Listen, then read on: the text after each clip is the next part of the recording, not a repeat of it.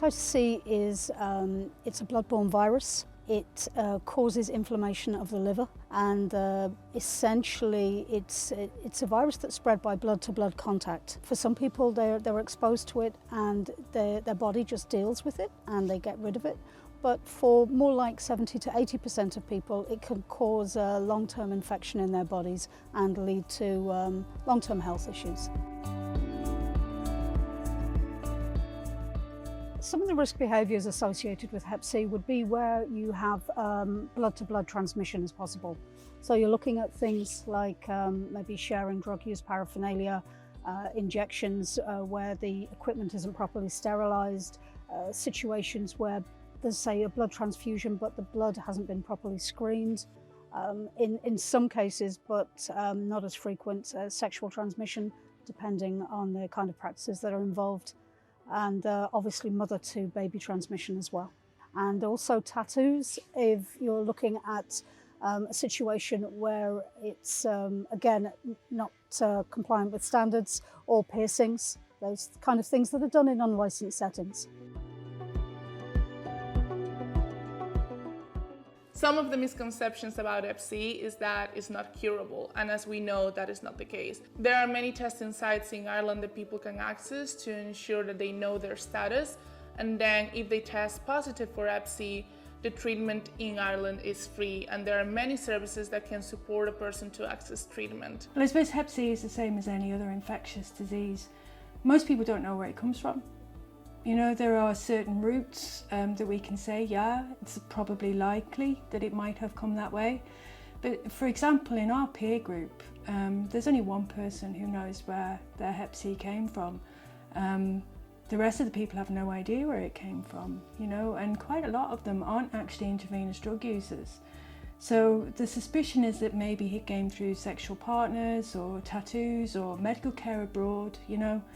And I suppose if you're thinking about medical care abroad, we have wonderful examples at the moment of people going to Turkey or to Hungary or somewhere to get their teeth done or their boobs done or whatever, you know. And people wouldn't maybe necessarily consider that as a potential risk. You know, you mightn't know all the time what kind of screening programs are in place for blood products in different countries. And you mightn't also know what kind of sterilisation processes are in place in different countries. So I think it's always good just to check, especially when there's a cure and you can get rid of it really quickly. You know, hepatitis C can be really debilitating. It can knock you out. You can be really tired. You can really struggle with life. When you're living with Hep C. It affects your memory and your gallbladder and all sorts of things. You know, if your liver isn't working properly, nothing is working properly really. So why not get tested? Because you may or may not have it. If you don't have it, fair enough, you know. And if you do, then you can get cured. What Stigma is currently doing and what our clients are experiencing is that maybe their families won't let them into the house, or the parents won't let them see their own children, or you know, they're being ostracised within treatment centres or homeless agencies. And so we try to ensure that the people surrounding the individual that's living with Hep C understand that it's not something they can get, that it's safe to interact with people. It's safe to love people who are living with Hep C. It's safe to work with people who are living with Hep C.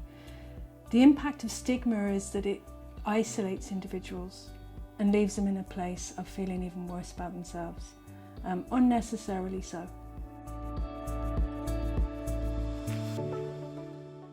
The advice I would give to someone who thinks they might be at risk of having Hep C is to talk to a healthcare provider. If that isn't something they're comfortable doing or that is available to them, there's information on our website, the hepcpartnership.ie. It's a very simple test. It's very straightforward to find out whether you are positive or not. And as I've already said, if you actually are positive, the treatment is straightforward, minimal side effects, and it's usually just a few weeks. It's important to know that the treatment for Hep C is not invasive, it's a tablet, and the side effects are minimum. So that will put people's mind at ease. But if they want more information about treatment, testing sites, what ISHCA does, about the Hep C partnership, they can find us online, Facebook, Twitter, and they can find more information there. So there's absolutely no need to die from Hep C anymore. There is absolutely no need to live with Hep C anymore. It is entirely possible and very easy to become Hep C free very quickly.